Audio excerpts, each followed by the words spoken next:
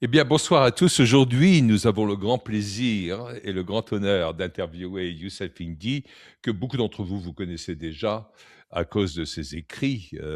C'est un essayiste remarquable, un des rares qui va dans le fond des choses sur des tas de questions brûlantes aujourd'hui, notamment sur le sionisme, sur ce qui est en train de se passer en Palestine, mais d'une façon générale sur la géopolitique, sur l'économie et sur les tendances générales de ce qui se passe dans le monde. Et comme aujourd'hui, on est juste au lendemain, alors qu'on est en train d'enregistrer cette interview, du discours de Donald Trump à Davos, que moi je considère comme historique, parce que je crois que beaucoup de personnes, à cause de leur point de vue, à cause de leur peut-être idées arrêtées, n'ont pas encore compris l'ampleur de ce qu'il est en train de faire et de dire. Ça va se savoir dans peu de temps et dans quelques temps. J'ai déjà fait une émission là-dessus. Mais le bonheur d'avoir Youssef juste après ça, parfois c'est la chance, parfois on peut dire que c'est un concours de circonstances, parfois. Moi, j'ose dire que les choses se passent pas par le hasard, mais le hasard, c'est la façon dont Dieu signe son nom quand il veut rester anonyme. Donc, on a le plaisir d'avoir Youssef. Youssef, bienvenue sur Point de rupture. Et je vais avoir hâte à te poser une question d'abord pour commencer. Est-ce que tu as pu entendre et écouter tout le discours de Donald Trump et quelles sont tes premières réactions par rapport à ça? D'abord, bonjour John, merci pour l'invitation, ça me fait très plaisir. Alors oui, j'ai écouté tout à l'heure, alors je savais même pas qu'on allait parler de ça en plus. J'ai écouté tout à l'heure le discours de Trump à Davos dans son intégralité.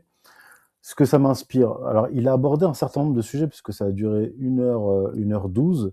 Il a abordé la relation des États-Unis à l'Europe et à l'Union européenne, le projet d'annexion du Groenland, les questions économiques, domestiques, internes aux États-Unis, sur la propriété privée, surtout sur les gens modestes qui ont ou qui veulent acquérir des maisons. Donc ça a été quand même un discours assez large de politique. C'était assez surprenant parce qu'on aurait dit un discours qu'il aurait pu adresser au Congrès aux États-Unis, de politique générale, mais qu'il adressait aux Européens pour leur, alors pas pour leur annoncer la couleur, parce que je pense que la couleur, ils la connaissent depuis un moment, d'ailleurs depuis un an, critique aussi de l'OTAN. Alors, ce que je peux dire pour commencer, parce que on pourrait faire 2 heures, 3 heures rien que sur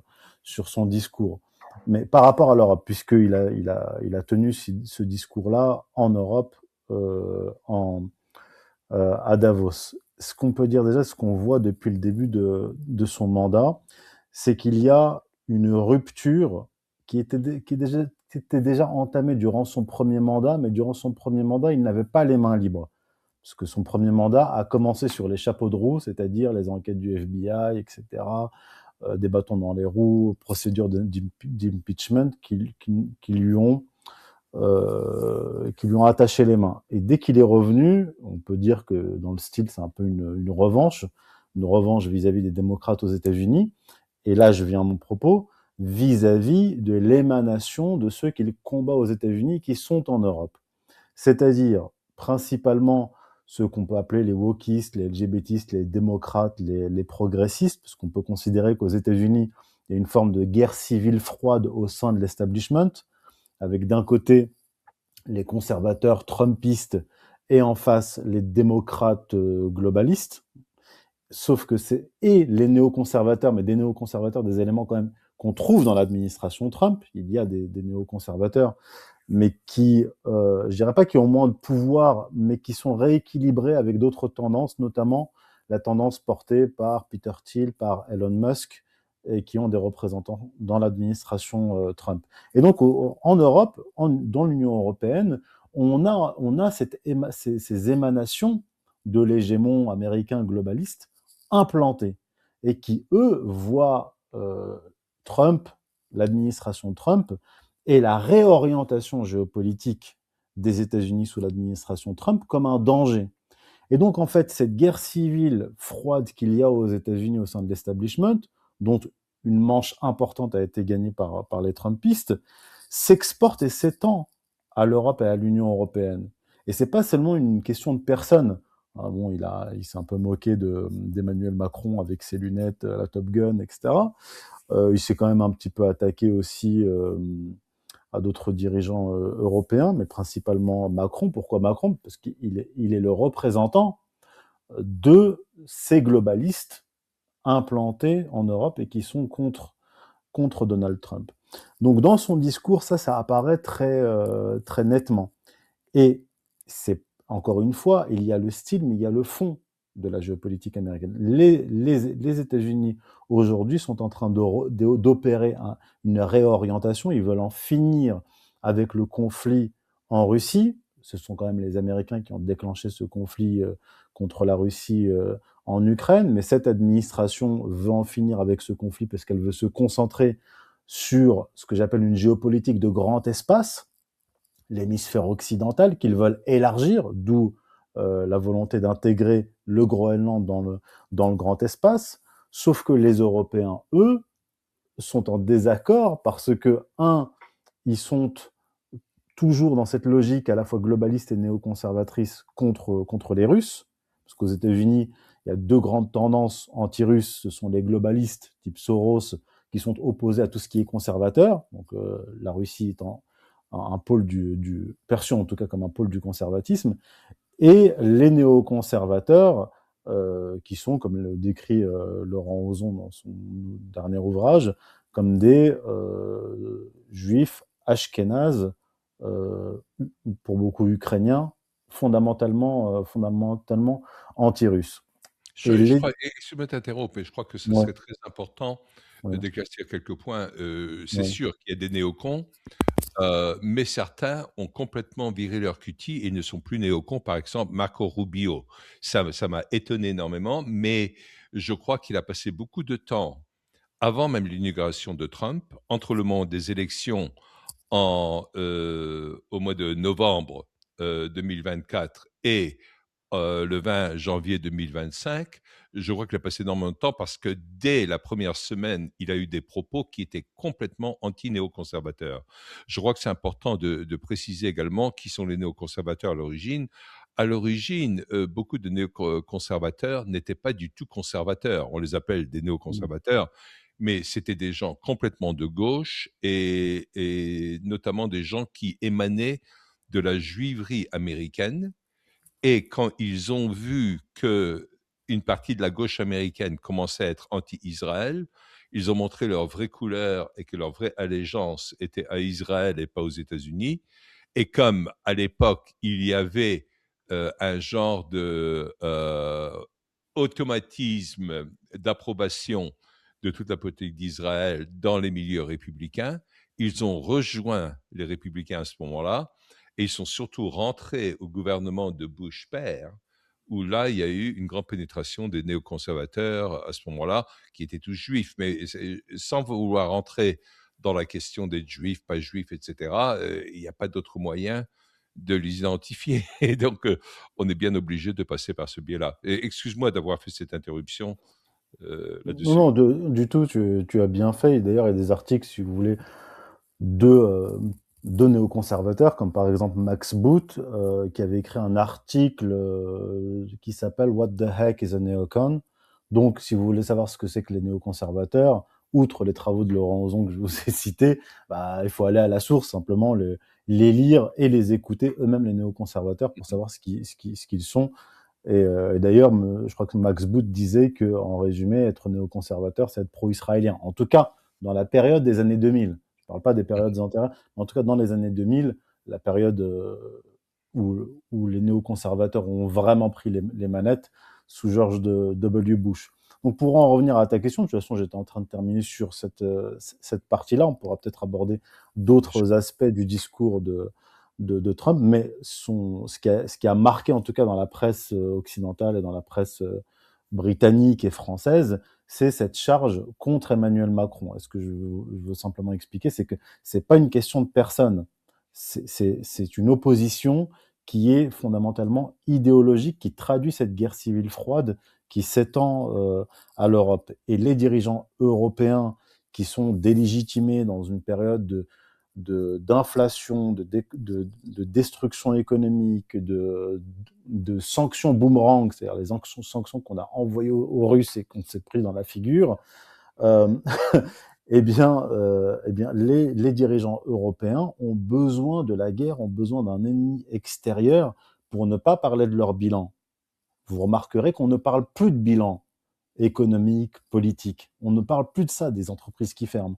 On ne parle que du voyage de Zelensky, de Vladimir Poutine, de la guerre en Ukraine, du voyage de Zelensky, ça ne s'arrête pas. Donc, ils ont besoin de cette guerre-là, du moins jusqu'au terme de leur mandat. Je parle de Macron, mais même au-delà, parce que même celui qui va succéder à Macron va nous resservir le discours contre la Russie, hein, et ainsi de suite. Et donc le virage géopolitique des États-Unis, qui veulent en finir avec cette question russe et pour se concentrer notamment sur la Chine, je renvoie au document de la nouvelle doctrine stratégique américaine, est un problème fondamental pour les dirigeants européens actuels. Donc ça, c'est un aspect du discours, mais si tu veux, on peut aborder d'autres aspects. Je te laisse la parole. Oui, j'allais seulement rajouter à ça que tu as dit, j'aime bien le terme, les sanctions boomerang, parce qu'elles sont revenues en pleine figure à ceux qui les ont imposées. Elles n'ont pas marché du tout. Et ça a permis à la Russie de focaliser encore davantage sur sa propre croissance, qu'elle est en train de faire avec grand succès. Le fait de focaliser sur les sanctions contre la Russie permet de cacher les sanctions que les pays néoconservateurs européens, etc., et l'Amérique de Biden ou d'Obama pratiquaient eux-mêmes sur leur propre population par le biais de la réglementation. L'augmentation des réglementations, les réglementations, c'est rien d'autre que des sanctions internes imposées à sa propre population. Et une des premières choses que Trump a faites, et d'ailleurs il en a parlé dans son discours hier, il a dit, je voulais enlever 10 réglementations anciennes pour chaque nouvelle réglementation qui allait être amenée, et finalement je l'ai fait 129 contre une. Et donc, il est très fier du fait d'enlever toutes ces réglementations qui existent et qui freinent l'économie et qui amènent une économie en déclin, qui permet l'expression du soi-disant néoconservatisme, du globalisme, disons, qui s'oriente complètement uniquement vers du profit financier. Et donc, qui n'est pas productif. Mais comme les entreprises, elles n'ont pas de... tant qu'elles sont en croissance, elles ont besoin de réinvestir tous leurs bénéfices. Donc, pourquoi? Parce qu'on a besoin de la trésorerie pour acheter de nouveaux matériaux, de créer de nouvelles infrastructures, grandir et tout cela. Et c'est seulement quand une entreprise est en stagnation que là, on peut prendre beaucoup de dividendes parce qu'on n'a pas besoin de réinvestir. Et donc, c'est un transfert de pouvoir financier aux autorités financières. Et donc ça, il en a parlé également. Mais oui, moi j'aimerais bien que tu continues sur toutes tes autres impressions que j'apprécie déjà beaucoup sur l'intervention de Trump à Davos. Je vais rebondir sur ce que tu as dit parce que ça, c'est un aspect important du Trumpisme depuis le premier mandat et même depuis sa première campagne. J'avais écrit un article à l'époque, en 2016, donc au moment de son élection, qui s'appelait Victoire de Trump aux élections présidentielles. Et le sous-titre, c'était Retour à la nation, fin du globalisme, point d'interrogation.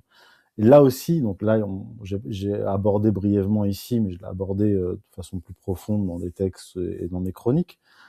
J'ai parlé du virage géopolitique, mais ce virage géopolitique s'accompagne d'un autre virage qui est économique et même de modèle économique. En fait, jusque-là, les États-Unis étaient, surtout depuis la fin de la Seconde Guerre mondiale, Bretton Woods, et puis tout un processus qui s'est terminé dans les années 90, je crois que c'était en 1993, avec la fin du Glass-Steagall Act, qui, euh, qui est une loi des années 30, si je ne m'abuse, après la crise de 29, dans la période de New Deal, qui séparait les banques de dépôt et les banques casino, Mhm. la finance et les banques de dépôt. Et le secrétaire au Trésor, qui est un ancien de Goldman Sachs, au passage sous Clinton, a proposé une loi dont j'ai oublié le nom tout de suite, mais qui avait pour objectif, et qui a atteint cet objectif, de mettre un terme au Glass-Steagall Act. Donc, en fait, on a recommencé à piocher dans l'épargne des Américains, et pas que des Américains, pour jouer avec, d'où la crise de 2008. Donc, ce modèle économique, qui est couplé avec le libre-échangisme globalisé, que le monde anglo-américain a imposé au monde à partir de Bretton Woods, a eu, là c'est un peu comme les sanctions, a eu un effet boomerang sur l'économie états-unienne et même britannique.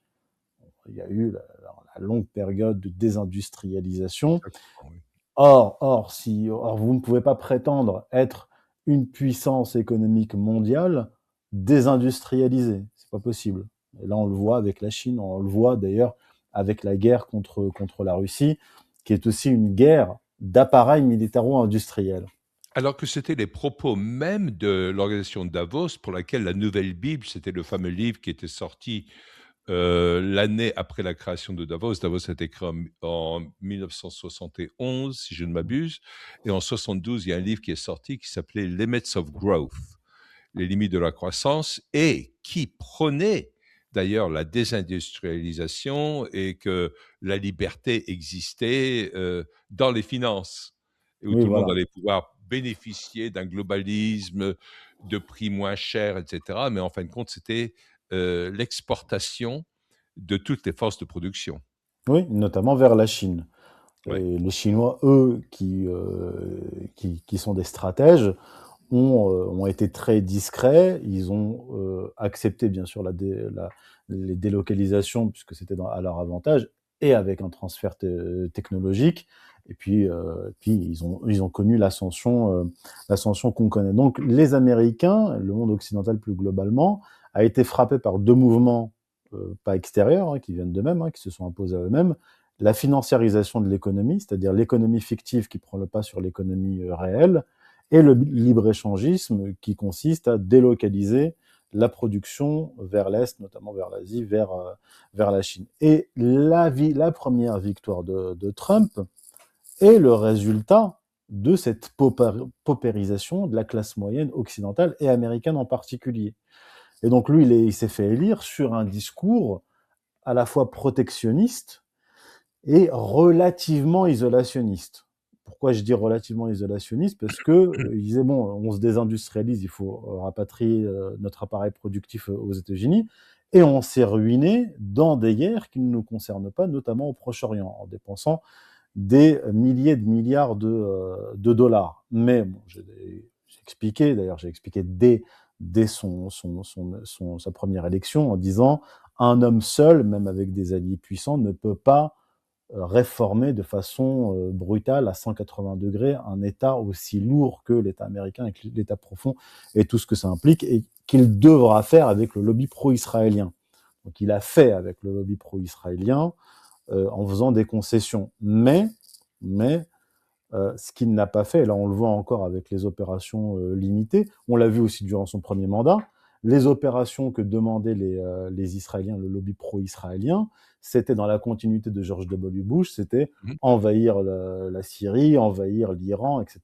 Ce qu'a C'était le fait, programme aussi bien de Brzezinski, qui oui, avait écrit son livre en 97, en même temps que Netanyahou écrivait son livre. C'était exactement les mêmes choses. C'était les 7 pays à abattre et c'était tout le regime change. oui. On pourra revenir aussi sur Brzezinski et l'évolution de Brzezinski vers la fin de sa vie, qui lui aussi a opéré un virage, puisqu'il était tout sauf bête, et il avait bien compris que les États-Unis n'étaient plus l'hyperpuissance, la seule grande puissance. Il a dit, bon, c'est dans un article qu'il a publié en avril 2016, qui s'appelle Toward the Global Realignment. Et Mhm. il dit, bon, c'est fini, on ne peut plus dominer le monde entier.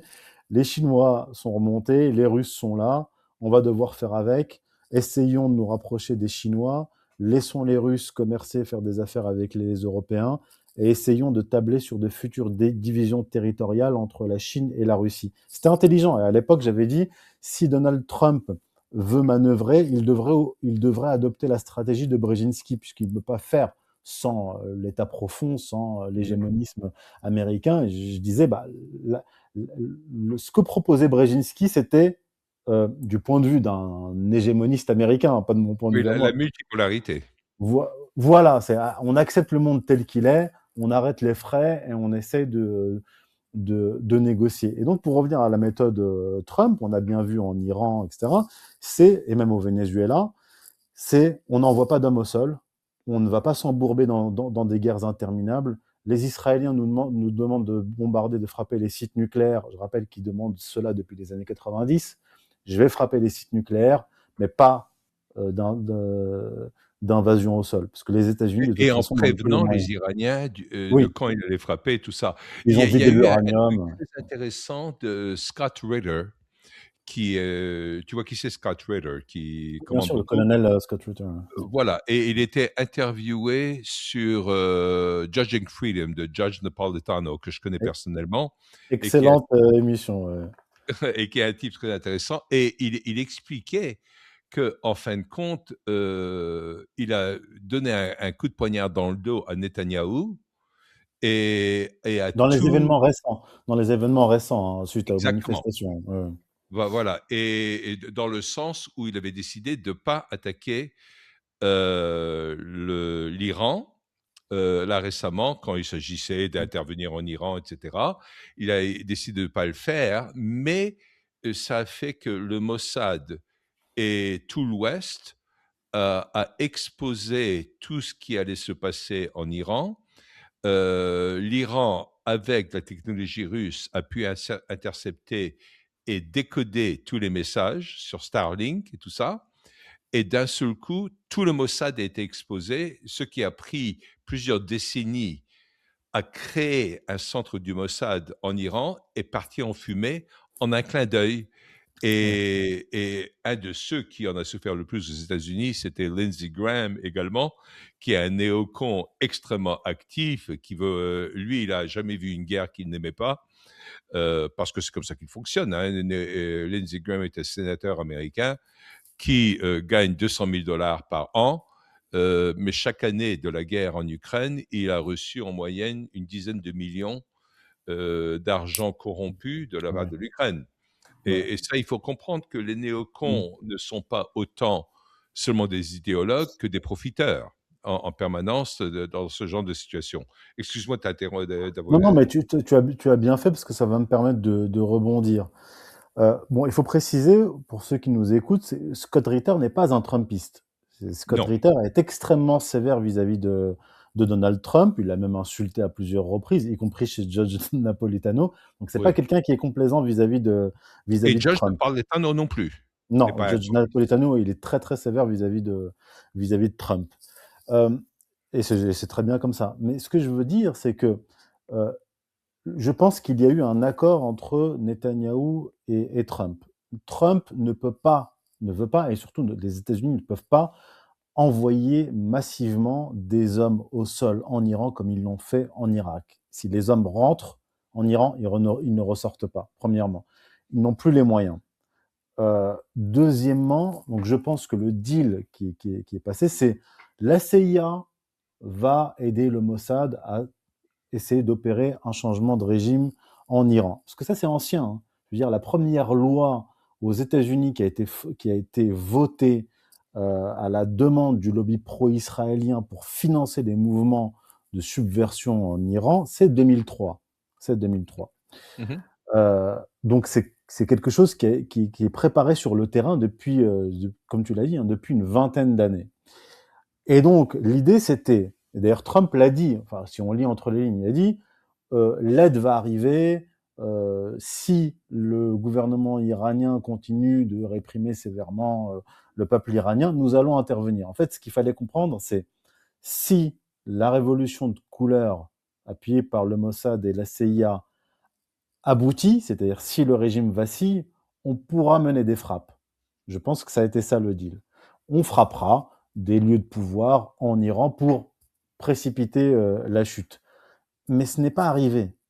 La chute n'est pas arrivée. Ça a capoté. Donc, et même les Israéliens eux-mêmes, finalement, ont dit bah, non, bah, là, c'est trop tard, comme l'a dit Scott Ritter. Là, c'est trop tard, il ne faut pas frapper.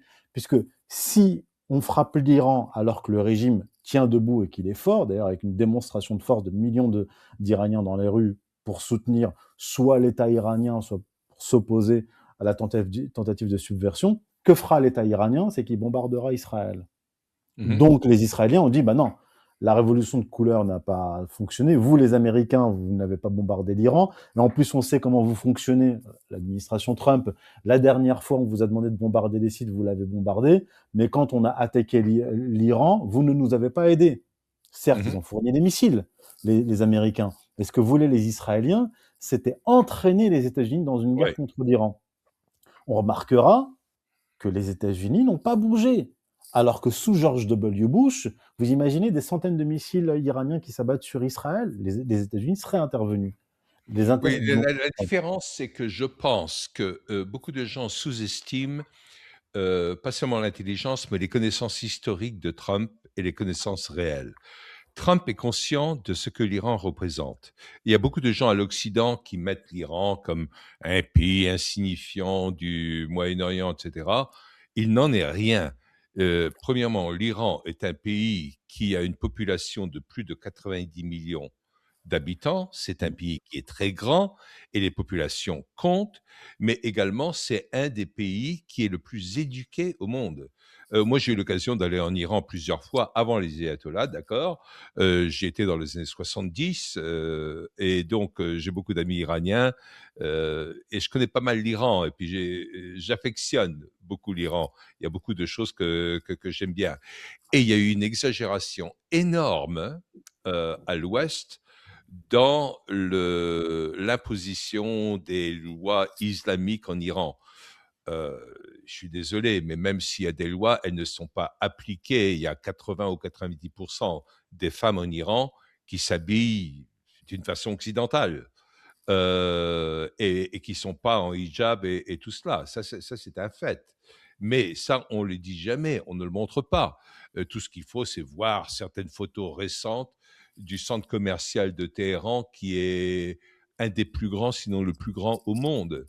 C'est un pays, par certains côtés, qui est très moderne, mais qui a souffert sous l'Occident en remontant déjà aux Anglais avec la British Petroleum il y a 120 ans, où finalement l'Angleterre avait passé un accord où elle allait laisser 10%, c'est-à-dire des pacotilles de la valeur du pétrole en Iran, mais elle ne l'a même pas respecté. Et c'est là où il y a eu la création vraiment du British Petroleum. Ensuite, en Iran, il y a eu des changements de gouvernement. Il y a Mossadegh qui est arrivé et qui était à la tête et qui ensuite a été écarté du pouvoir par un coup d'État directement par la CIA, mais à la demande du MI6. C'était ouais. MI5 à l'époque, à la En demande des 53. Anglais qui en avaient marre de Mossadegh parce qu'ils considéraient qu'il leur piquait leur pétrole. Le culot anglais n'a pas de limite dans ce cas-là. Et donc ensuite, c'est le Shah d'Iran qui est arrivé au pouvoir, qui a été mis en Qu'on a place, mis au pouvoir. Ouais, qu'on a mis au voilà, pouvoir. de cette façon-là, qui a été mis au pouvoir. Mais même le Shah d'Iran, dans des interviews à la télé américaine avec Mike Wallace sur 60 Minutes, a pris des positions très anti-Israël, où il Oui, a vers la fin dit de son règne, en 78, je crois, dans une interview de non, 77-78. je crois que c'était en 76, mais peut-être tu as D'accord. raison. Ouais. C'était Oui, oui, quelques années avant son règne, avant la en fin de son règne. 78, Ouais. oui, je Ouais. me souviens plus de la date exacte, etc. Ouais. Mais c'était des positions qui étaient fermement anti-Israël, anti-sioniste. Il parlait du lobby pro-israélien qui avait un pouvoir exorbitant aux États-Unis.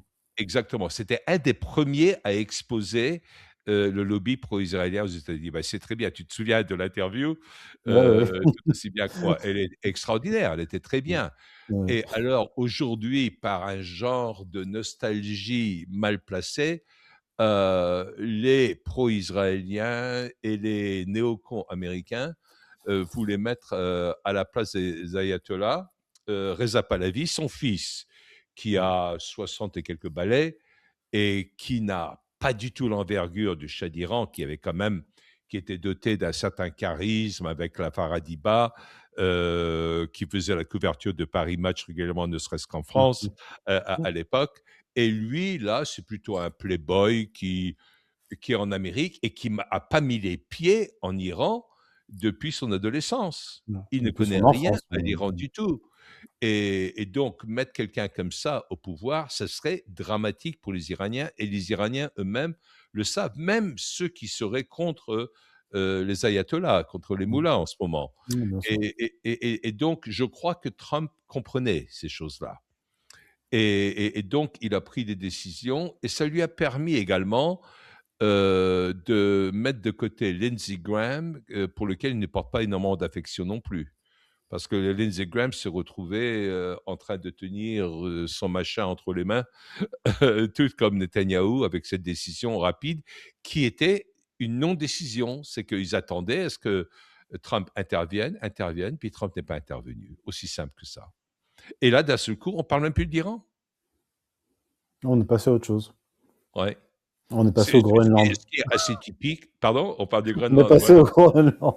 C'est ce qui est assez typique du contrôle de l'information par certaines entités. Et c'est là où peut-être il y aura des choses à dire là-dessus, parce que je pensais à, je vais dire nos amis anglais, mais ce ne sont pas nos amis, au Guardian, qui a fait un titre juste avant Davos, et il a dit The Old World Order, le vieil ordre mondial. Et comme quoi Davos serait le champ du cygne du vieil ordre mondial. Et ils n'ont pas tort. Mais dans le fait de la communication, parce qu'aujourd'hui, on est en guerre de communication autant qu'en guerre économique et tout ça, l'Angleterre reste très forte parce qu'ils ont sans doute une des entités d'information les plus puissantes, qui est l'AFP anglaise, si on veut, c'est Reuters. Et Reuters, qui a été créé presque en même temps que The Economist, c'est une création rothschildienne. Et ça, il ne faut pas l'oublier. Et je sais, on va m'accuser de tout retrouver à ça, mais parfois, il faut annoncer les faits tels qu'ils existent. Je ne sais pas ce que tu en penses.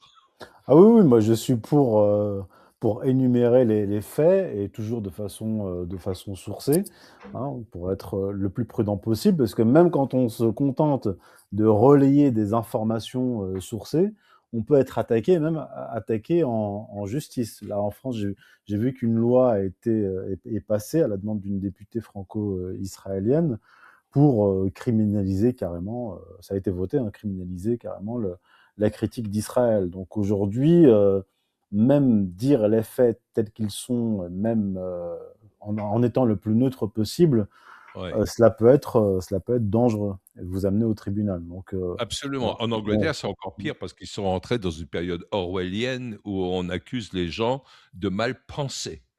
Ah oui, Et oui. on a tendance à en rire, mais il n'y a pas de quoi rire. Hein. Des gens sont en prison pour des smileys sur Twitter, Ouais. pour des smileys. Et en France, on n'en est pas loin du tout, hein. Il y a des gens Mhm. qu'on a jetés en prison ou placés en garde à vue. Moi-même, j'ai été convoqué par la police en tant que témoin, mais quand même convoqué par la police antiterroriste Uh-huh. pour simplement faire mon travail. Voilà, je me contente de faire mon travail d'analyste et c'est déjà trop pour eux. Mhm. Et c'est pour ça qu'il ne faut pas négliger l'unité qu'il y a au niveau des globalistes en ce sens-là. Et derrière, il faut toujours qu'il y ait de l'argent. Hein. Et c'est pour ça qu'il ne faut pas nier la puissance du cartel bancaire. Ah oui, je veux dire que ça soit alors là pour le sujet, que j'ai brièvement abordé, la question, israélienne, même quand on se penche sur l'histoire, du sionisme, l'implication du cartel bancaire est extrêmement importante. Je rappelle au passage que ce qu'on appelle la déclaration Balfour, c'est une déclaration du ministre des Affaires étrangères britannique à Lord Rothschild. qui Oui. présidait l'organisation sioniste en Grande-Bretagne à l'époque, qui lui promettait la création d'un foyer L'État juif d'Israël. Mmh. en Palestine. Et Mmh. Rothschild à l'époque, au 19e siècle, même avant le Rothschild britannique, était un des premiers à acheter des terres en Palestine pour créer les premières colonies juives à cette époque, dans les années 1800-1880. Donc cette histoire est ancienne et l'implication du cartel bancaire dans, dans cette histoire du sionisme est importante. Et d'ailleurs, aujourd'hui, je veux dire, le lobby pro-israélien, la puissance du lobby pro-israélien vient en partie de gens impliqués dans des représentants de la finance, de la haute finance, ou des milliardaires comme Ronald Lauder, qui est le président du Congrès juif mondial, qui est un judéo-américain, et qui a par exemple financé la première campagne de Netanyahou en 1996, qui lui a permis de devenir Premier ministre. Robert Capito, qui est le vice-président de BlackRock, qui est le plus grand fonds d'investissement au monde, qui gère plus de 10 000 milliards de dollars de fonds, eh bien, Rob Capito, le vice-président, fait partie d'une organisation pro-israélienne. Et c'est pas moi qui le dis, c'est le journal israélien Haaretz. Oui, et Encore Trump témoin. s'est attaqué à ces gens-là également lors de son discours où il a annoncé que, il a il a signé un décret présidentiel qui interdit à BlackRock et à Vanguard et à d'autres dans le même style, State Street et compagnie, d'acheter des maisons individuelles qui ont tendance à mettre le prix des maisons hors de prix pour des individus. Et ça, c'est une décision qui est radicale. Alors, Alors tous qu'il mes était présent, le président de BlackRock était présent. Larry Fink, il absolument. était là. Hein. Bah, oui, mais Mm. Trump n'a pas peur de faire ça. Et ça, Mm. c'est, il s'en fiche de qui est présent ou pas présent. Il Non, je va veux dire aller. que oui, oui, oui, même Macron, je crois, était présent. Pourtant, il s'est moqué de lui. Oui. Absolument. Ouais. Ouais. C'est, Mais bon, non, il a dit dans ce cas-là, je vais lui flanquer 200%, puis voilà, c'est tout. ouais. Ouais. Mais bon, la puissance de Larry Fink est pas comparable à celle d'Emmanuel Macron. Ça, c'est sûr, c'est sûr. Et tu as raison de dire qu'il y a des figurants parmi les Européens, que ce soit des Macron ou des Ursula von der Leyen. En fin de compte, Macron, comme son mandat va se terminer en 2027, lui, son ambition, c'est de prendre la place d'Ursula von der Leyen. Oui, C'est oui. tout, hein, maintenant. Mm. Mais ça, ce sont des figurants. Hein. Ouais. Ça, ce sont nos pharisiens, si tu veux. Mais derrière, il y a le vrai pouvoir. Il n'y a pas la façade et le vrai pouvoir, c'est le grand argent. Mais auquel Trump s'attaque énormément parce que ça, BlackRock était en train de, avec Larry Fink, c'était en train de devenir une puissance immobilière énorme aux États-Unis. Et là, il est en train de mettre un coup de frein à ça. Et n'oublions pas que BlackRock était en train de faire exactement le même genre de choses en Ukraine, en Est-ce train que, alors, d'acheter des terres et tout ça. là, c'est moi qui vais plutôt te poser une question, parce que c'est intéressant. Est-ce que, parce que Donald Trump, son activité principale, c'est l'immobilier, et son entourage, comme d'ailleurs Steve Witkoff et Jared Kushner, sont dans les affaires immobilières. Est-ce que c'est pas une façon de tenir à l'écart BlackRock de sa propre chasse gardée et du business, de son business à lui et du business de ses amis? C'est vraiment une question, parce que là, tu as parlé de l'immobilier et je me suis dit, tiens, D'accord.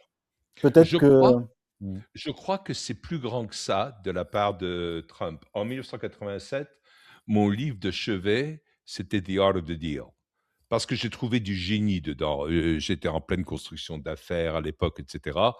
Et quand j'ai vu que Trump avait eu l'idée d'aller voir Tiffany's, qui est le magasin de bijoux, etc., rendu célèbre par le Breakfast at Tiffany's avec Audrey Hepburn, et qui était juste à côté de là où il est en train de construire le Trump Tower, et qui fait que 3 étages.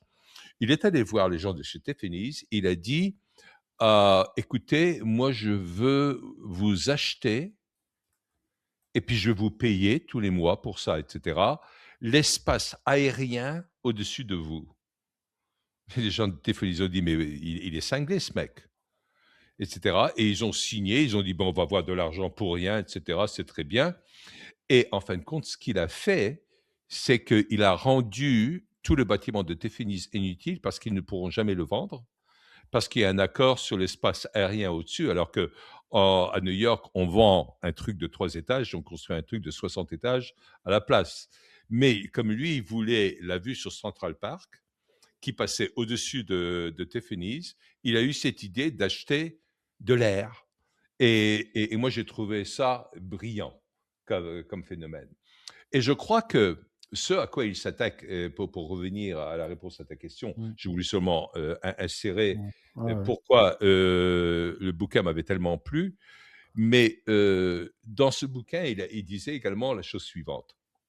Quand je devais 1 million à la banque, il fallait que j'arrive à genoux, et cetera, que je l'ai pris pour faire quelque chose, et cetera. Après, quand je devais 1 milliard à la banque, c'est eux qui étaient à genoux devant moi. Et donc, il a compris la puissance financière qui existait sur ce plan-là, et il a toujours gardé une dent contre les banquiers, parce que les banquiers new-yorkais ne lui ont jamais fait de cadeau. Même beaucoup de gens n'auraient pas été obligés de déclarer Chapter 11, une faillite, etc., comme ce qu'il a été obligé de faire pendant un certain temps, de faire banqueroute aux États-Unis, si les banques l'avaient suivi, et ils auraient dû. Mais les banques ne le suivaient jamais, et je crois que il a une dent contre les banques d'une façon générale. Et c'est même pas le fait d'aller pour l'immobilier, mais lui, il se considère proche du peuple dans l'immobilier. Il faut pas oublier que son père, Fred Trump, avait fait ça envers lui, et Donald Trump a fait la même chose avec ses enfants. C'est que avant de pouvoir hériter de ce qu'il allait lui dire, il fallait que Donald Trump lui-même travaille sur les chantiers pendant 1 an en tant qu'ouvrier et qu'il découvre ce que c'est pour qu'il ait le respect du travail réellement fait. Et donc, sur ce plan-là, culturellement, Trump est bien plus proche de ceux qui font le travail que des banquiers qui en profitent. Et donc, c'est pas une question de chercher à s'enrichir, parce que est-ce qu'ils ont vraiment besoin de continuer à s'enrichir sur ce plan-là? Même si parfois, quand on devient riche, on peut continuer, etc. Mais il est en train de régler des comptes, parce qu'il a dit une chose qui était très intéressante dans le discours, si je me souviens bien. Il a dit tous ceux qui décideront contre le Groenland, c'est leur choix, mais je n'oublierai pas. Mmh. Ouais. Si vous, les Européens, vous acceptez de me donner le Groenland, on sera très content. Et si vous refusez, je n'oublierai pas. Ça veut dire je vais vous rendre la monnaie de votre pièce Ah, dans absolument. la foulée. Ouais. Et d'ailleurs, il a dit une chose intéressante, parce qu'il a connecté cette question du Groenland à la question de l'OTAN, en disant, en gros, vous nous devez bien ça parce que nous, on dépense beaucoup d'argent pour votre protection. Protection contre qui? Enfin, l'OTAN, c'est surtout une organisation agressive qui a Bien sûr. provoqué la guerre. Mais bon, bref, c'est du Trump. Mais ce qu'il a dit, c'est que si vous avez un problème, nous, on viendra vous aider. Mais si nous, les États-Unis, avons un problème, vous ne viendrez pas nous aider. Ce qui signifie, ça, il l'avait déjà dit à Starmer quand il est venu à la Maison-Blanche, en disant, nous, on veut se désengager de la guerre contre la Russie. Et il lui a dit en rigolant, est-ce que vous, les Britanniques, vous pouvez vous battre seuls contre les Russes? Parce qu'on lui a demandé, mais est-ce que vous allez vous engager aux côtés de la Grande-Bretagne si la Grande-Bretagne entre en guerre directement contre la Russie? Et il répond, ce sont des grands garçons, ils ont une très bonne armée, ils se débrouilleront seuls.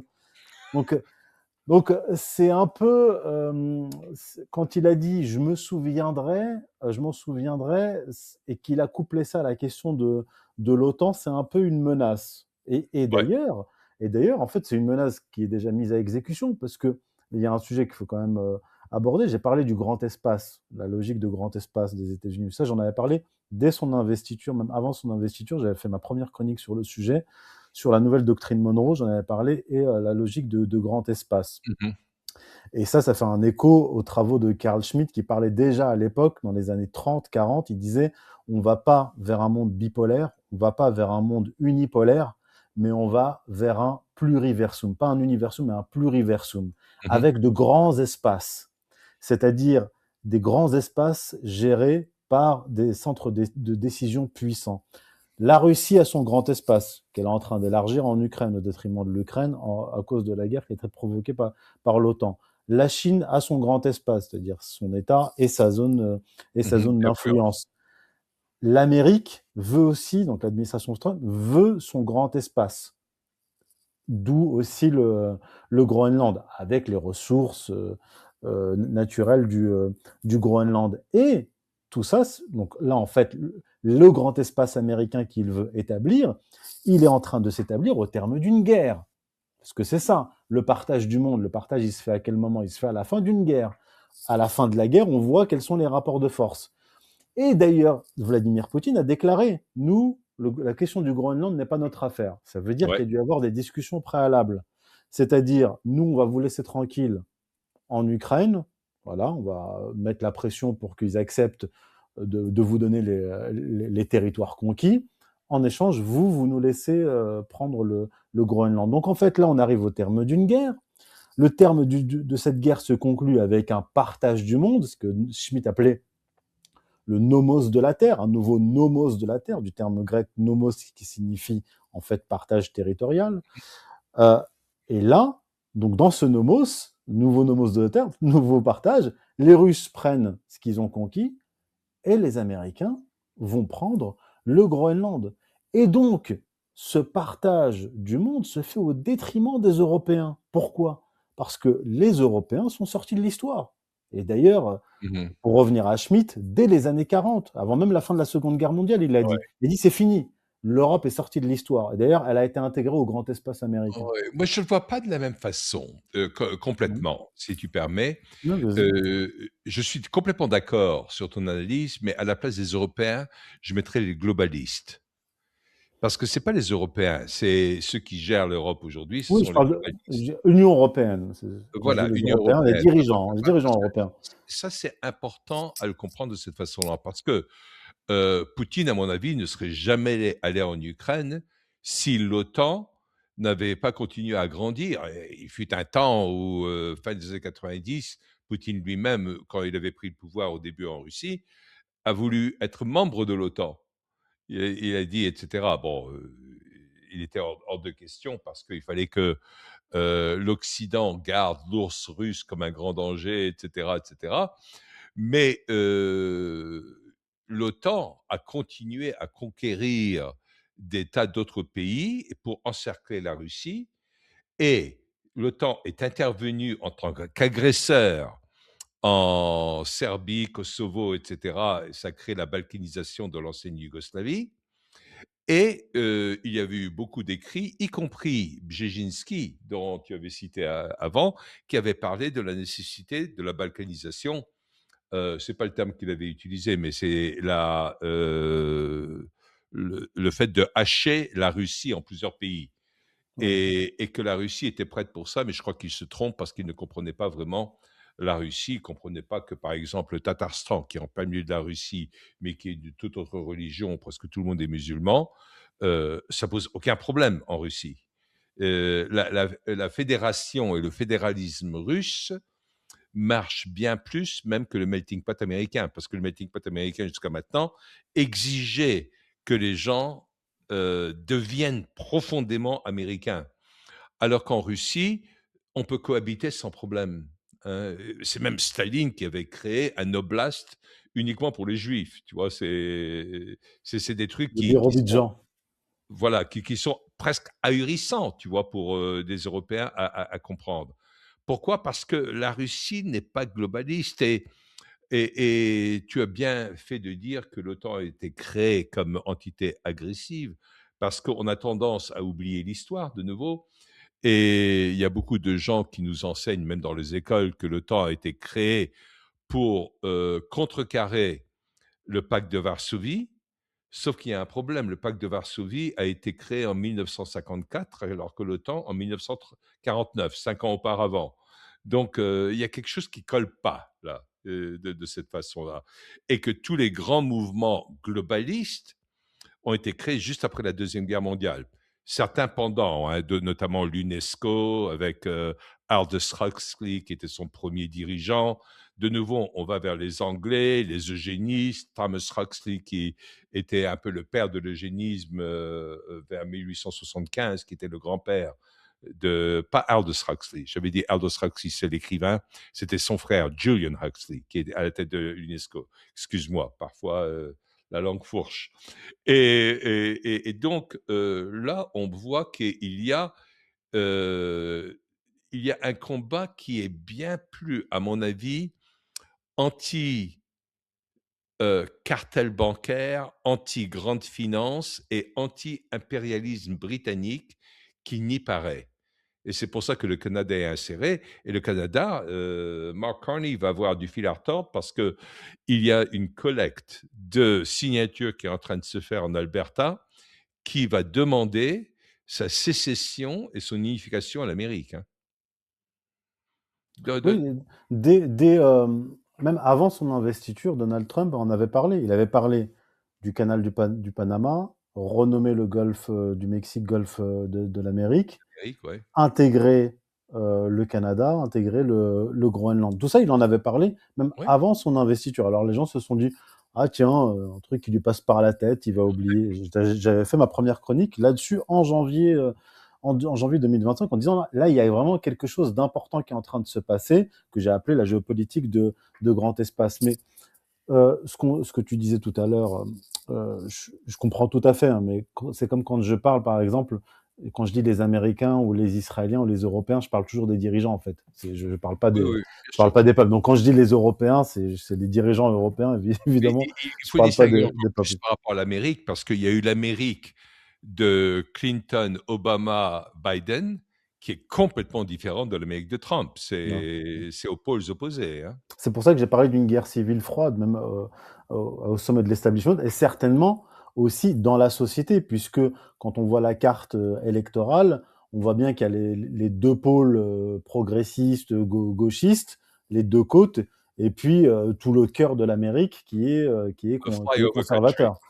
Ouais. Voilà. Et oui, pour répondre aussi à ce que tu disais et pour aller dans ton sens, quand tu parlais de lutte contre la finance, on en revient à ce que je disais tout à l'heure. Peut-être que j'avais pas terminé mon propos. J'ai parlé de rupture au niveau géopolitique, mais vraiment de rupture idéologique et même de modèle économique. En fait, le modèle économique qui s'est imposé à l'Amérique, c'est le modèle économique de la finance, de la haute finance, de l'économie fictive qui a phagocyté l'économie réelle. Et Trump, lui, il vient de l'économie réelle. C'est pas sa culture, la finance, la banque, etc. Sa Mhm. culture, c'est l'immobilier. Donc il y a un rapport à l'économie. Il a un rapport à l'économie qui est différent. Même des gens comme même Elon Musk, même si la richesse de Elon Musk dépend de Des l'argent finances. de l'État américain, même des finances, il est quand même impliqué dans l'économie réelle.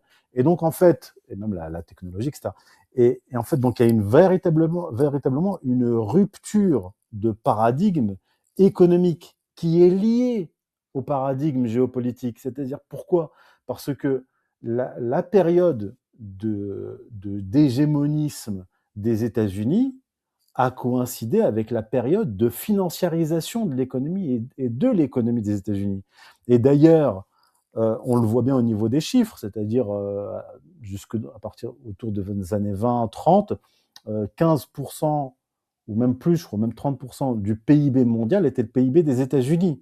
Donc c'était une énorme puissance industrielle. Et ça correspondait quand même à une période relativement isolationniste, où encore il y avait le maintien relatif d'une doctrine Monroe qui a commencé à être rompue progressivement avec Wilson. Mais quand même, et en fait, les Américains dans leur esprit, l'hégémonisme, l'aventurisme guerrier, ça rime avec le déclin économique, Ouais. etc., etc. Et donc, Trump, il a gagné sa première élection sur ce programme-là, anti-hégémoniste, donc anti-interventionnisme, mais couplé au protectionnisme. Et en fait, les deux sont liés. Protectionnisme et isolationnisme, c'est lié. Bon, si on devait faire un tableau de catégories, vous Ouais. auriez une partie protectionnisme isolationnisme, et en face, hégémonisme, globalisme, financiarisation, et Mmh. donc désindustrialisation, et donc appauvrissement du peuple américain. Donc c'est véritablement un changement de paradigme. Il reste... Absolument. Il faut toujours tenir compte des symboles, hein. Dans le bureau ovale, Trump a derrière lui le portrait de Andrew Jackson, qui était, un des présidents américains les plus opposés à la création, au renforcement de la banque centrale américaine. Et donc Trump, a eu un genre de nostalgie d'une Amérique du 19e siècle qui fonctionnait complètement seulement sur les impôts fonciers et sur les tarifs douaniers. Il n'y avait pas d'impôt sur le revenu aux États-Unis au 19e siècle. Tout ça, c'est arrivé de l'Europe par le biais de Jacob Schiff, qui était un grand protégé des Rothschild et qui s'est retrouvé en train de se marier aux Harriman, aux grandes puissances du chemin de fer et des industries rockefelleriennes, etc. Et qui ensuite en a profité pour importer beaucoup de juifs qui étaient persécutés sous Nicolas II, le tsar Nicolas II en Allemagne, qu'il a formé à Brooklyn à la finance, au Talmud et à l'organisation des émeutes raciales qu'il n'y avait pas aux États-Unis. Et ça, on a tendance à oublier tous ces aspects-là. Et c'est juste Jacob Schiff qui, en arrière-plan dans les coulisses, a beaucoup travaillé avec les Warburg, aussi bien un frère qui était à la tête de la banque allemande et l'autre qui était le principal créateur avec quelques autres personnes autour de lui. Il y a un livre fabuleux qui a été écrit là-dessus qui s'appelle The Creature from Jekyll L'histoire... Island. Ah, d'accord, ouais, je confonds avec le livre de Stash Mullins sur la création de la Fed, qui est aussi un excellent ouvrage. De Ouais, Stash Mullins. mais là, il est, je me souviens plus comment il s'appelle l'auteur là. Mais oui, je De connais le récit. Et c'est le cartel des banquiers qui se réunit sur l'île, ça, effectivement, et qui prévoit de créer, et dont absolument, l'implication.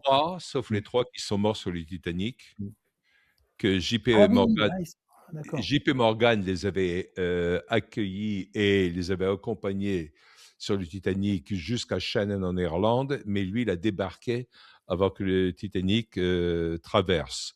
Parmi eux, il y avait Astor, un très, très célèbre banquier américain. Et ces trois banquiers étaient opposés à la création de la Federal Reserve. C'est ce qui est très, très intéressant sur ce plan-là. On est vraiment écouté. Il y a mon ordinateur qui, d'un seul coup, me suggérait de regarder le film Titanic et La La Land, tout simplement parce que j'ai dit Titanic. Tu vois. C'est- C'est, ouais, le c'est- téléphone aussi fait ça, ouais. ouais, ouais, c'est extraordinaire. Et donc, là, il y a eu la création. Bon, je rappelle aux gens les dates. Le Titanic, c'était le 15 avril 1912. Et la Federal Reserve, c'était à Noël en 1913. Hein. Que tout ça, c'est dans la foulée les uns des autres. Et Trump, je crois qu'il veut vraiment libérer le peuple et abolir l'IRS, c'est-à-dire abolir le fisc américain et montrer que l'Amérique peut vivre des tarifs douaniers. Et tous les économistes, quand il a commencé à parler des tarifs douaniers, disaient que ça allait être la folie, que ça allait redémarrer l'inflation, des choses comme ça, etc. Ben, quelque part, Trump a eu raison. Il n'y a rien de tout ça qui s'est passé. Et moi-même, j'étais dubitatif, je vais te le dire, à l'époque, sur les tarifs douaniers. Mais je me disais, allez, je vais lui faire confiance un peu, je veux voir ce qu'il va faire avec ça. Mais quelque part, il l'utilise non seulement en termes économiques aujourd'hui, mais en tant que point de levier phénoménal, où Politique. chaque fois, s'il y a quelqu'un qui ne veut pas aller dans son sens, il dit, OK, on va réexaminer les tarifs douaniers sur votre pays, ce qui est dingue. Tout simplement parce qu'il y a la force de consommation américaine Ouais. qui donne un point de levier qui est phénoménal. On le voit dans la balance commerciale des États-Unis. En 2024, elle était déficitaire de 909 milliards de dollars. Donc, gros pays consommateur de produits extérieurs. C'est un pays qui dépend des productions extérieures, mais d'un autre côté, les exportateurs, ceux qui exportent vers les États-Unis, dépendent des États-Unis parce que Bien c'est un sûr. énorme consommateur. Mais quand vous pratiquez une politique protectionniste, il faut l'accompagner. Et ça, il avait commencé durant son premier mandat. Après, il faut voir l'équilibre, il faut l'accompagner d'une réindustrialisation. Et donc, Bien sûr, en attendant, le client a toujours raison. mais il avait, oui, bien sûr, et il avait commencé à imposer, puisqu'en fait, la question des taxes, des tarifs, s'appliquait aussi, d'une certaine façon, aux entreprises américaines, en leur disant, si vous Ouais, continuez à produire à l'étranger vos iPhones, moi, je vais taxer vos iPhones, donc rapatrier. Et donc, ça avait commencé. Et cette politique économique avait porté ses fruits dès la première année, en 2018, ouais, un an après son investiture, mais il y a eu le Covid qui ouais. a été une opération de destruction économique. Et là, en fait, c'est là que son mandat, d'une certaine façon, c'est là que son mandat a pris fin, le premier mandat. Ouais. Ça y est. Mais, est-ce que tu fais partie des gens qui croient que, il y a eu grosse tricherie dans les élections de 2020? Oui, oui, oui, je pense que oui. Parce Moi que aussi, ouais. j'avais suivi et il y avait quand même des chiffres qui étaient totalement incohérents. Vous pouvez pas, je veux dire, on peut pas avoir un avantage de Trump dans un État à minuit et puis à 6 heures du matin, un désavantage Ah oui, on arrête de compter phénoménal. à 11h30 Ouais. en Pennsylvanie et en Géorgie, on recommence à compter à 5 heures et d'un seul coup, on a retrouvé 700 000 voix qui étaient à 98 pour Biden, quoi. Oui, non, mais non, non, c'est non. Moi, et, et pas qu'aux États-Unis, hein. Pas qu'aux États-Unis, hein, parce qu'en France, il y a eu, et là c'est documenté, il y a eu, à cause des machines électroniques, des machines à vote, des fraudes énormes. Alors, pour l'anecdote, en France, le soir de l'élection, donc de 2022, on avait sur France 2 les chiffres en direct du ministère de Je me l'Intérieur, souviens. en direct. Et donc, on avait Marine Le Pen qui avait un énorme avantage, plusieurs centaines de, je Et crois d'un même seul 2 coup, millions. Voilà, 2 millions au-dessus de Macron. Et puis juste après, le chiffre a changé. Puis on avait dit aux gens, circulez, il n'y a rien à voir. Bon. ouais, et non, ce qui était dingue, c'est pas que d'un seul coup, il y a eu bien plus de voix pour Macron, mais il y en a eu moins pour Le Pen que ce qui était affiché quelques minutes auparavant. Ils nous ont dit qu'il y avait eu un bug. Bon, on va les Ouais, croire. On va les croire. Mais oui, oui, non, mais pour répondre à ta question, oui, effectivement, il y a eu une fraude. Mais ce que je remarque aussi, et là peut-être que toi tu auras la réponse, c'est que durant son premier mandat, il a été harcelé sans arrêt.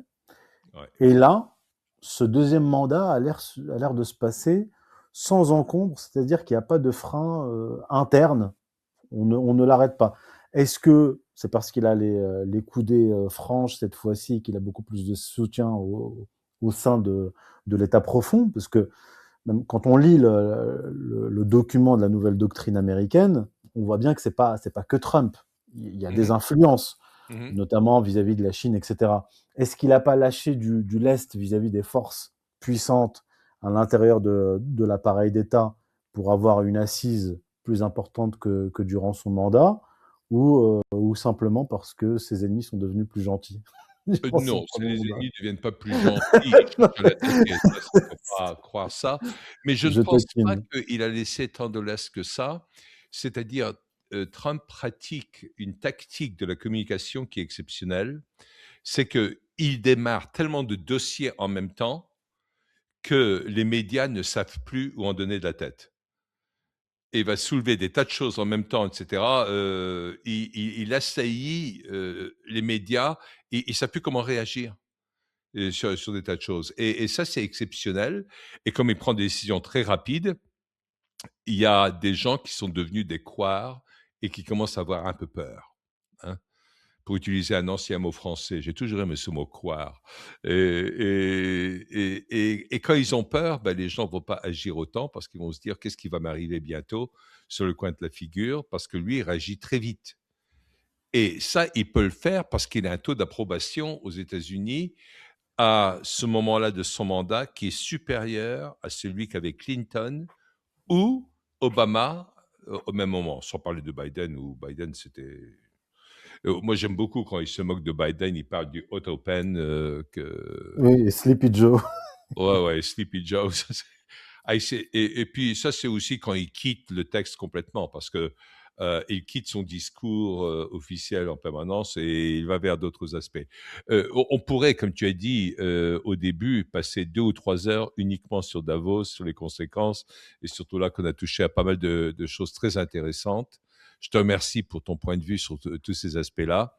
Et comme Je t'en tu prie. es avec nous encore, je veux en profiter et te poser une question qui est, sans t'obliger à être dans le domaine prophétique, mais comme tu as quand même montré tes talents d'essayiste quant à l'eschatologie, je vais me permettre de te poser des questions peut-être un peu embarrassantes.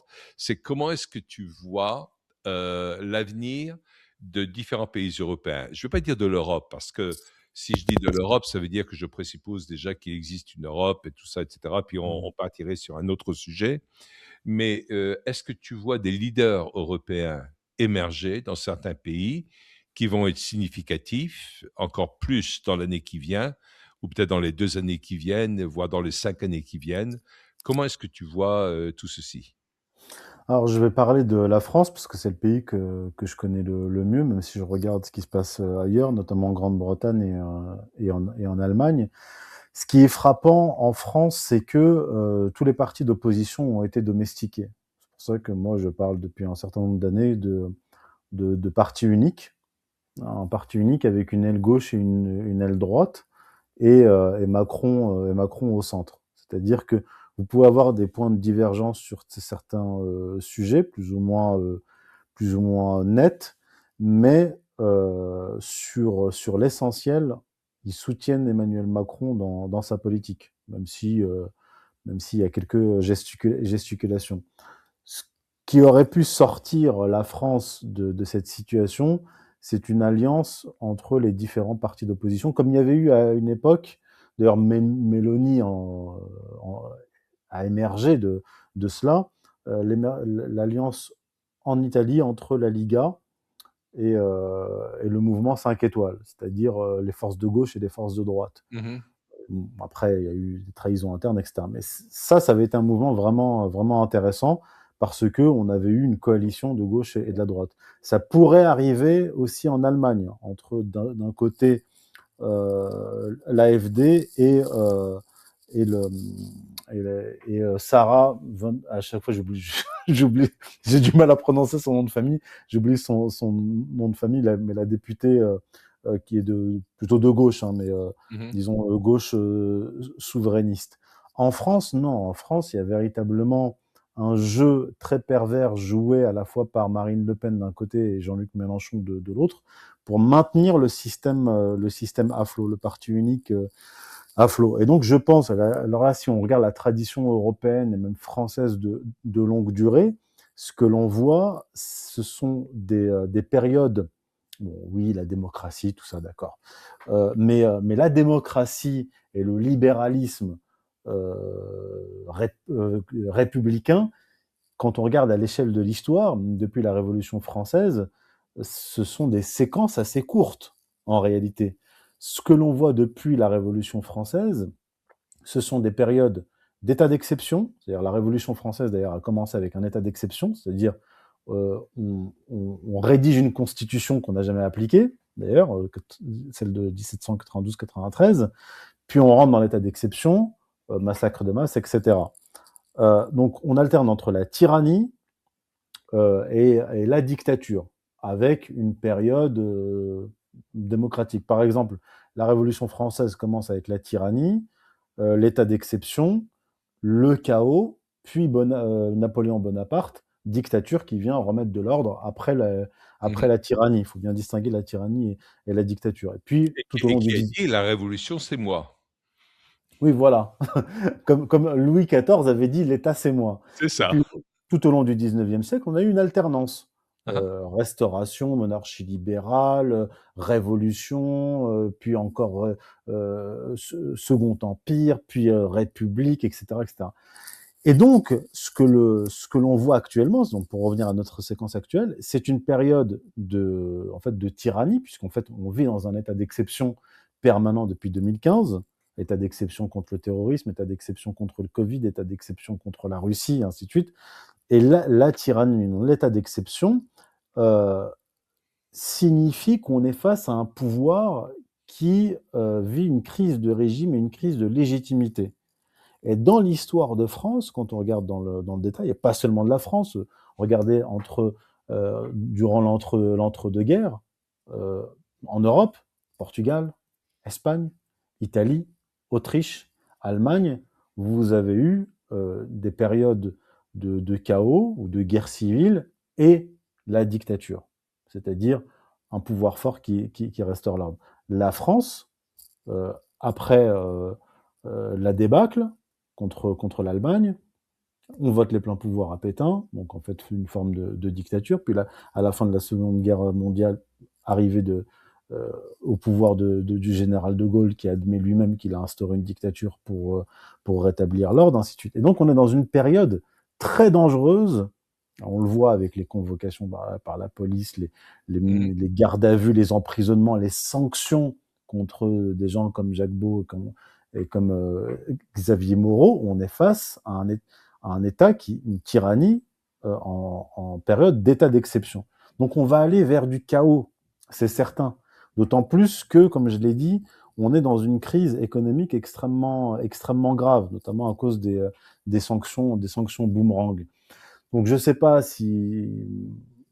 qui succédera à Emmanuel Macron, mais à un moment donné, il y aura un jugement, c'est-à-dire va falloir rendre des comptes. Au niveau du peuple français, les gens sont prêts à une réforme radicale de l'État, etc.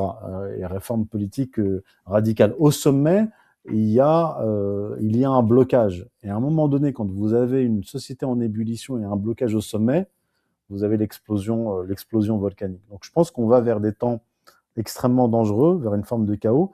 Et le peuple va demander la dictature, dans le sens romain. Il va demander un pouvoir autoritaire.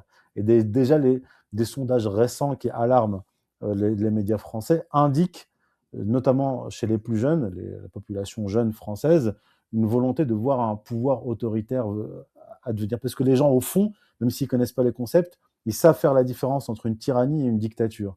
Ils savent faire la différence entre un pouvoir illégitime et un Ouais. pouvoir autoritaire qui rétablit Ils l'ordre. cherchent une structure, cherchent une force. On le voit même, heu, la France, depuis la Révolution française, a une laïcité croissante et tyrannique qui s'est imposée, mais aujourd'hui, il y a un renouveau de personnes qui retrouvent la foi. Mais ce qui est intéressant, c'est surtout chez la jeunesse, pour confirmer tes dires, ce que tu viens de dire, et qui va bien plus vers des églises à messe latine, à ce genre de choses, tu vois, vers des Oui. structures fortes. Oui. Et ça, c'est très intéressant comme phénomène. Il y a eu une recrudescence des baptêmes. Il y a eu, d'ailleurs, j'ai regardé un colloque récemment qui a eu lieu au Sénat qui s'appelle République, laïcité et judaïsme. Et il y avait donc un représentant, je crois, de l'IFOP, organisme de sondage, et qui indiquait que les sondages de ces dernières années mettaient en évidence une remontée de la croyance religieuse en France. Ouais. On est un peu dans une situation en France qui ressemble à la Russie des années 90, c'est-à-dire Oui, effondrement du communisme. Là, nous, on vit un effondrement du républicanisme et de ce qui est attaché au républicanisme, c'est-à-dire le socialisme, le communisme, et une autre effondrement. forme de communisme. Voilà une autre forme de communisme. Donc, en tout cas, une idéologie moderne qui s'effondre, une période de chaos, le chaos des années 90, et une remontée de la croyance religieuse qui s'accompagne de quoi? D'un pouvoir autoritaire qui Ouais. s'installe. Pouvoir autoritaire, c'est-à-dire rétablir l'ordre dans le chaos. Et en Mmh. fait, en France, on est dans une situation qui ressemble beaucoup à la Russie des années 90. C'est-à-dire effondrement de l'idéologie moderne, délégitimation du pouvoir, donc qui pourrait aboutir à une fin de la cinquième République comme du régime communiste, et puis un chaos qui va demander un retour à l'autorité et un retour à la religion. Ouais, je Parce que suis vous ne assez pouvez d'accord pas. avec toi parce que même sur le plan purement politique, tu as dit, gauche, Macron, centre et droite, mais moi je trouve que même le Rassemblement national aujourd'hui n'est pas un parti de droite, c'est un parti de Mm, gauche. ouais, Il a une politique économique socialiste et même sur certains autres plans culturels tels que l'IVG et cetera, il accepte. Il va pas remettre en cause des notions culturelles. Donc si culturellement on est de gauche et économiquement on est de gauche, qu'est-ce qui reste? En dehors d'un nom, et même quand on regarde Bardella, la façon dont il fonctionne, parce qu'on ne sait pas encore ce que Marine Le Pen va pouvoir faire, il n'a pas vraiment d'attache profonde à une droite française à la Jean-Marie Le Pen, tu vois? Oui, mais justement, c'est pour ça que je parlais de parti unique, c'est-à-dire qu'on a un Ouais, théâtre, il y a des gens qui jouent la droite, d'autres qui jouent la gauche, parce que même si on prend Mélenchon et son parti, on peut dire, ils sont pas véritablement euh, de la gauche traditionnelle telle qu'on l'entend. c'est vrai. C'est-à-dire que C'est pas Georges Marchais, c'est pas tous ces gens-là. c'est pas, ils sont plus marxistes. Voilà. Si, donc à droite, ils ne sont plus catholiques et à gauche, ils ne sont plus marxistes. Parce que si encore on avait des vrais gens de droite et des vrais gens, des vrais marxistes enracinés dans le communisme, ça pourrait être intéressant. Il y aurait une Et, lutte saine, donc quelque chose de ouais. positif peut sortir. Alors que là, non. C'est-à-dire que sur les questions sociétales, ils sont en accord. Sur les questions économiques, si tant est qu'ils aient un programme économique, ils sont plus ou moins d'accord. Ils sont en désaccord sur des points de détail. Et quand on voit le macronisme, il y a à boire et à manger dans le macronisme. Il y a de tout. Il y a des gens qui viennent de la gauche, des gens qui viennent de la droite. Mais pourquoi tout cela? Ça avait été bien expliqué en 2008 dans un ouvrage d'Emmanuel Todd qui s'appelle Après la démocratie. Il a mis en évidence que l'effondrement du catholicisme avait eu pour conséquence l'effondrement de la contre-Église, c'est-à-dire l'effondrement du communisme, du Ouais. socialisme. Et donc, en fait, on a un système politique fluide sur le plan idéologique. Des gens qui passent de gauche à droite du jour au lendemain sans aucune difficulté, parce qu'il n'y a plus d'armature, ni religieuse, ni idéologique. Ça s'est effondré. Et ça, et là, pour remonter à bien plus loin, les travaux de Gustave Le Bon à la fin du 19e siècle, dans un livre, Mmh. plusieurs ouvrages, notamment la Psychologie des foules, donc Gustave Le Bon, psychosociologue français, il expliquait que lorsque une idéologie dominante, une religion s'effondre, l'institution sur laquelle s'appuie, l'institution qui s'appuie sur cette religion met du temps avant de s'effondrer, mais ensuite elle s'effondre. Et puis ensuite vient le chaos. Après la période de chaos, une nouvelle religion vient Mmh. s'installer pour restructurer tout cela. Et il avait parlé du socialisme à l'époque. Et il Mmh. avait dit, la différence entre le socialisme et les religions traditionnelles, c'est que le socialisme promet un paradis terrestre. Or, quand il aura fait la démonstration de son échec, lui aussi s'effondrera. C'est-à-dire que Mmh. Gustave Le Bon, avec Ça, c'est pas quasiment mal. un Ouais. siècle d'avance, Mmh. annonce l'effondrement de l'Union soviétique avant même sa création. Et en fait, on est dans une situation pareille. Hein, hein. C'est-à-dire un effondrement du catholicisme, un effondrement des idéologies modernes qui produit du chaos, qui produit du chaos. Et donc nécessairement, il va y avoir une volonté, un désir d'autorité et de transcendance et de religion. Et là, les Et religieux, d'organisations tangibles qui vont poser des jalons sur lesquels les gens peuvent s'appuyer. Parce c'est ça. qu'aujourd'hui, comment veux-tu qu'il y ait une vision de l'avenir pour les prochaines générations si, on est des sables mouvants, on est sur des sables mouvants actuellement, tu vois? C'est C'est exactement cela. difficile. C'est exactement cela. Donc, tout cela, tout ce que j'ai expliqué, donc en fait, c'est multicausal. Il y a la question économique, il y a la question religieuse, il y a la question sociopolitique. Toutes ces dimensions-là sont importantes et en fait, elles convergent toutes vers ce que j'expliquais, à savoir le chaos. Et cette crise-là en France, elle est européenne Ouais. à différents degrés. Mais en Allemagne, vous allez avoir le même problème. En Grande-Bretagne aussi, le même type de problème. Et partout, en Europe, quasiment partout, en tout cas les trois grands pays, la Grande-Bretagne, la France et l'Allemagne, vous avez des systèmes Mmh. autoritaires qui se sont mis en place, avec une répression féroce, féroce, une disparition de la liberté d'expression. Et ça traduit une fébrilité du pouvoir. Et en fait, un chaos. Parce qu'en fait, la tyrannie, c'est pas l'ordre. La tyrannie, c'est le chaos. C'est vrai, tu es tout à fait d'accord. Écoute, on peut encore aborder énormément de sujets, ça serait sans fin, mais Ouais. moi je veux avoir, un genre de promesse de ta part de bien vouloir accepter un autre entretien. On va aborder des tas d'autres sujets, Ouais, avec plaisir. parce que c'est passionnant, tes propos Avec sont plaisir. passionnants, très équilibrés, approfondis dans leur compréhension. On voit que ça fait un bail que tu es en termes d'analyse de tout ce qui est en train de se passer Ouais. et de tout ça. Où est-ce que les gens peuvent te suivre davantage? Est-ce que tu peux donner des... Alors, ils peuvent me suivre j'ai une chaîne YouTube, donc vous tapez Youssef Indy sur YouTube, je fais des chroniques hebdomadaires. Tous les mercredis à 18 h, j'ai une chronique. Vous pouvez me trouver aussi, avec mon collègue, Pierre-Antoine Plaquevent, que vous devriez inviter aussi, qui fait un travail, remarquable. Où on est tout à fait complémentaires sur un site qu'on a créé ensemble, strategica.fr. Et vous avez mes ouvrages que vous pouvez trouver sur Internet. Vous tapez mon nom sur Amazon, la librairie de Lorient, la librairie, différentes librairies, librairie française, librairie Logos dans le 7e arrondissement. Et voilà, vous pouvez vous procurer mes ouvrages. J'ai 12 ouvrages à mon actif. Et le dernier, je vais vous le montrer, tiens, euh, est écrit avec Pierre-Antoine Plaquevent, Israël et la guerre mondiale des religions, préfacé par Édouard Husson aux éditions Culture et Racines. Voilà. OK, extra. Ben, on va mettre ça de toute façon en description pour que les gens puissent avoir accès à tout ça, pour qu'ils Merci découvrent beaucoup. davantage de choses à ton égard. Merci Youssef, beaucoup. merci énormément pour cet entretien. C'est très agréable. Au bout d'un certain temps, quand je commence à interviewer pas mal de gens, dont toi, qui a bien résumé tout ça, je me rends compte que il y a à espérer en France parce que ça vient de là, ça vient de la base d'abord.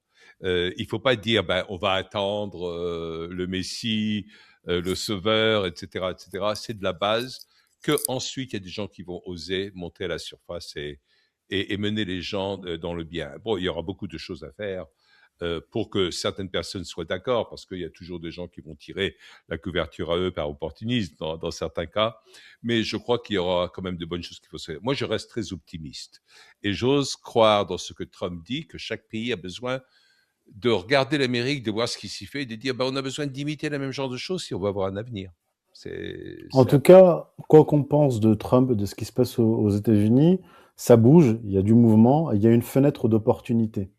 Il faut, qu'on aime ou pas, hein, mais ce qui est intéressant, c'est que le jeu occidental, le jeu politique occidental, idéologique, est en train de basculer et il y a une fenêtre d'opportunité qui s'ouvre, importante. vrai.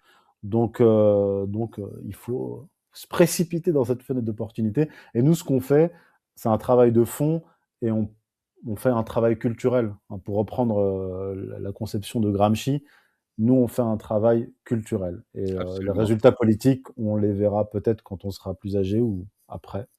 Je Extra. sais Ben, je pas. vais dire à tous nos auditeurs, laissez beaucoup de commentaires parce que c'est très important qu'on sache si c'est ce point de rupture que vous appréciez. Par exemple, Youssef Indy, tout ce qu'il a dit, mais dites-nous ce que vous appréciez surtout dans ses propos.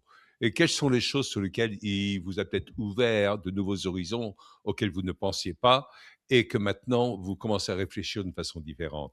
Je vous remercie d'avance pour tous vos commentaires que vous allez laisser et Youssef, je te remercie beaucoup d'avoir passé ces quelques moments avec nous et je te dis à très bientôt. Merci beaucoup pour l'invitation et à bientôt. Avec plaisir. Au revoir. Au revoir.